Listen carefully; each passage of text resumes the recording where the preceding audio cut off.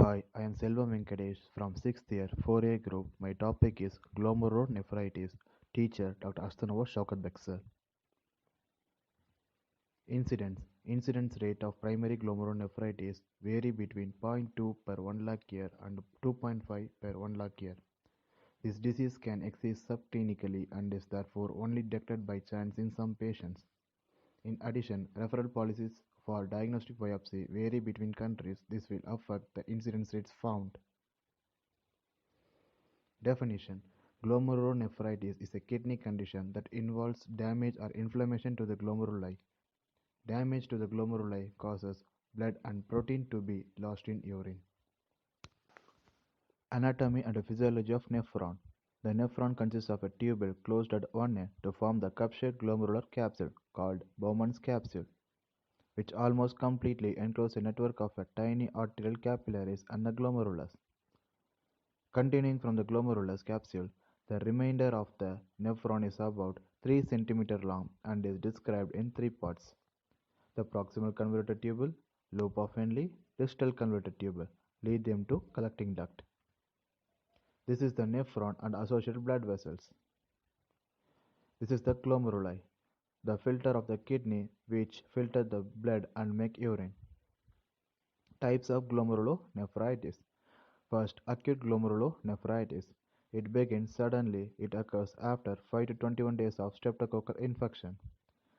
Second, chronic glomerulonephritis. It develops gradually over several years. It occurs after acute phase. Etiology: streptococcal infection of the throat or skin, hereditary diseases, immune diseases such as lupus, diabetes, high blood pressure, vasculitis, viruses like HIV, hepatitis B virus and hepatitis C virus, endocarditis. Pathophysiology: due to an etiological factor, release of antigen substance into the circulation, formation of antibody, leads to the formation of antigen and antibody complex in the glomerulus. Inflammatory response: proliferation of epithelial cells lining the glomerulus, leukocytes infiltration of the glomerulus, thickening of the glomerular filtration membrane, scarring and loss of glomerular filtration membrane, decreased GFR and glomerular plasma flow, retention of sodium and water, leads to edema and hypertension. General symptoms: fever, headache, malaise, anorexia, nausea and vomiting, high blood pressure, pallor due to edema or anemia, confusion, lethargy, loss of muscle tissue, enlargement of the liver. Signs and symptoms: hematuria, dark brown or smoky urine, oliguria, urine output is less than 400 ml per day, edema, starts in the eyelid and face, then lower and upper limbs, then becomes generalized. It may be migratory. Hypertension, usually mild to moderate. Risk factors: history of cancer, blood or lymphatic disorders, exposure to hydrocarbon solvents, diabetes, infections like streptococcal infection, heart infection, viruses. Diagnosis: because symptoms develop gradually, the disorder may be discovered when there is an abnormal urine analysis during a routine physical or examination for unrelated disorders. Test and clinical procedures: imaging test, abdominal CT, abdominal ultrasound, chest X-ray, intravenous pyelogram.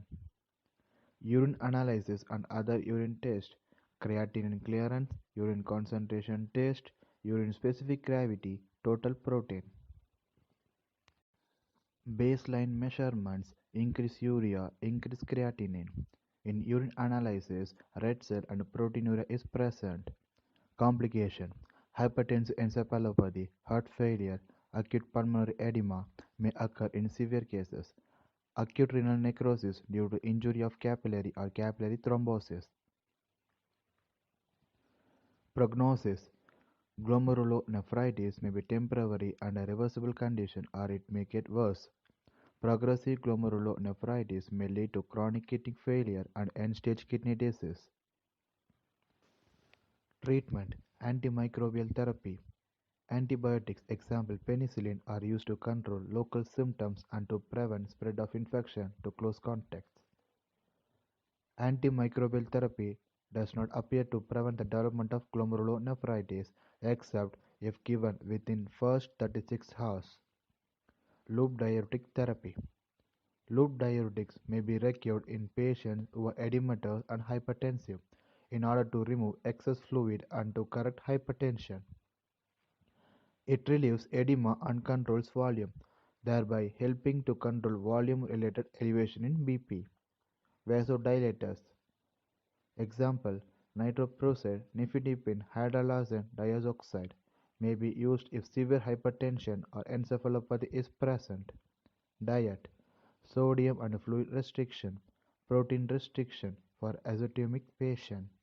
Activity: recommended bed rest until signs of glomerular inflammation and circulatory congestion subside. Thank you.